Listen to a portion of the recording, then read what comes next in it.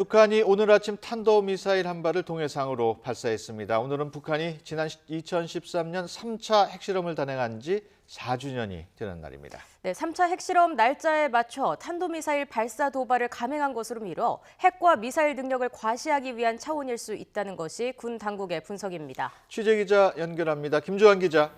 네, 김주환입니다. 네, 북한이 오늘 아침 탄도미사일을 동해상으로 발사했다고요? 네, 그렇습니다. 북한이 탄도미사일을 발사한 시각은 오늘 아침 7시 55분쯤입니다. 발사 장소는 평양 북부 지역인 평안북도 방현비행장으로 추정된다고 합동참모본부가 밝혔습니다. 오늘 발사한 미사일은 500km 정도를 비행한 것으로 한미정보당국은 파악하고 있습니다.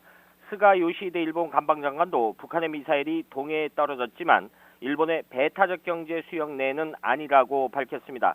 군 당국은 오늘 발사한 미사일이 대륙간 탄도미사일 ICBM은 아닌 것으로 판단하고 있습니다. 군 당국은 이번 미사일이 내륙에서 발사된 점 그리고 비행거리가 500여 킬로미터라는 것 등을 종합해 노동미사일 또는 무스탄미사일 개량형인 것으로 추정하고 있습니다. 앞서 북한은 오늘 미사일을 발사한 방현 지역에서 지난해 10월 16일과 20일 두 차례에 걸쳐 무스탄미사일을 발사한 적이 있습니다. 네, 북한이 트럼프 행정부의 강력한 대북 경고에도 불구하고 이번에 미사일을 발사한 의도가 뭐라고 보십니까?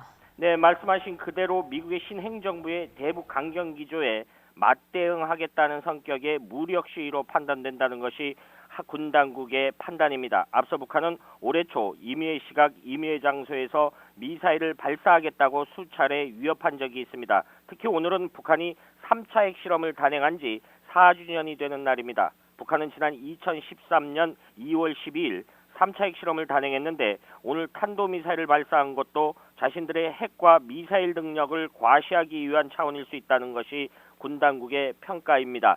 따라서 오늘 탄도미사일 발사도 자신들의 주장이 빈말이 아니다 이런 의도를 드러낸 것으로 볼 수 있습니다. 또한 오는 16일 김정일 생일 75도를 맞아 축포의 의미도 담긴 것으로도 추정할 수 있습니다. 가장 중요한 것은 최근 미일 정상회담에서 대북 강경 메시지를 내놓았는데 그에 따른 맞대응 성격이 담긴 것으로 분석됩니다. 아무튼 이번 탄도미사일 발사는 트럼프 행정부 출범 이후 처음 있는 북한의 군사도발이어서 향후 미국의 대북 정책에 큰 영향을 미칠 것으로 예상됩니다. 지금까지 YTN 김주환이었습니다.